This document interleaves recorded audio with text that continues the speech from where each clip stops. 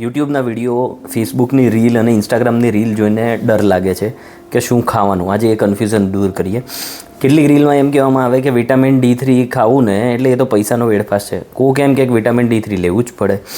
કોઈ એમ કહે કે ભાત ખાઓ ને એટલે પેટ નીકળી જશે.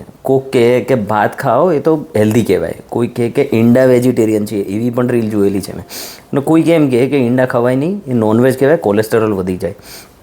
હવે આમાં સાચું કોણ છે? તમને ખબર સૌથી ખતરનાક વસ્તુ શું છે કે આજની તારીખે લોકો બીમારીથી ઓછા પણ કન્ફ્યુઝનથી વધારે હેરાન છે. દરરોજ નવી રીલ, દરરોજ નવી ડાયટ, દરરોજ નવું સપ્લિમેન્ટ અને દરરોજનો એક નવો ડર. ક્યારેક એમ કહે કે ગ્લુટેન ખરાબ છે, ક્યારેક કહે કે સીડ ઓઇલ ખરાબ છે, ક્યારેક કહે કે ફ્રૂટમાં પણ શુગર છે, ક્યારેક કહે કે પ્રોટીન પાવડર ખરાબ છે. અને કોક કે પ્રોટીન પાવડર તો લેવું જ જોઈએ. સામાન્ય માણસને એમ થાય ખાવું તો ખાવું શું. અને સૌથી મોટી વસ્તુ પાછી, દરેક રીલમાં દરેક માણસને સાચી રીલ છે એવું પ્રૂવ કરવા માટે એમની જોડે એક સાયન્ટિફિક સ્ટડી તો હોય જ છે. એટલે માણસ એમ વિચારે કે હવે આમાં મારે શું સમજવાનું. આજે હું કહું તમે સાચી વાત સમજો. વિજ્ઞાન છે ને એ કોઈ વોટ્સએપ ફોરવર્ડ નથી. દરેક સ્ટડી જે પણ તમને આપવામાં આવે છે એનો એક અલગ કન્ટેક્સ્ટ હોય છે. અલગ કન્ટેક્સ્ટ મતલબ શું કે એ સ્ટડી ક્યારે થઈ હતી, કેટલી ક્વોન્ટિટીમાં થઈ હતી, કેટલા માણસો હતા એમાં હેલ્થ કન્ડિશન જે પણ માણસો ઇન્વોલ્વ થયા હતા એમને શું હતી. પણ રીલ શું કહે છે, તમને 30 સેકન્ડમાં એક આખો એક નવો જ રૂલ બનાવી દે છે કે આ વસ્તુ ખાવી જોઈએ, આ ન ખાવી જોઈએ. એટલે આ એક સિંગ્યુલર વસ્તુ કહે છે ને, એના કારણે જ રીલ વાયરલ થાય છે.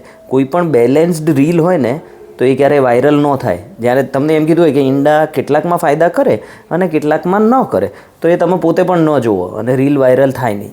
એટલે જ આવી વસ્તુ કહેવામાં આવે છે કે આ વસ્તુ આજથી જ તમે બંધ કરી નાખો.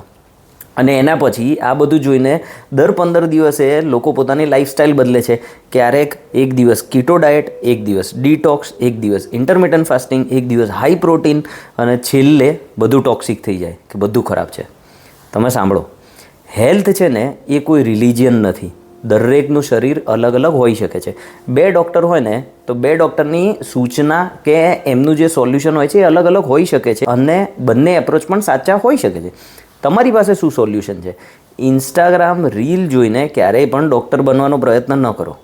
સૌથી પહેલાં એક સેન્સિબલ, ક્વોલિફાઈડ અને બેલેન્સ્ડ ડૉક્ટર અથવા તો એક્સપર્ટ પસંદ કરો. અને એના પછી દર અઠવાડિયે આવી બધી રીલ જોઈને હેરાન ન થાઓ અને પેનિક ન થાઓ. કારણ કે સતત કન્ફ્યુઝન હોય ને એનાથી પણ હેલ્થ બગડે.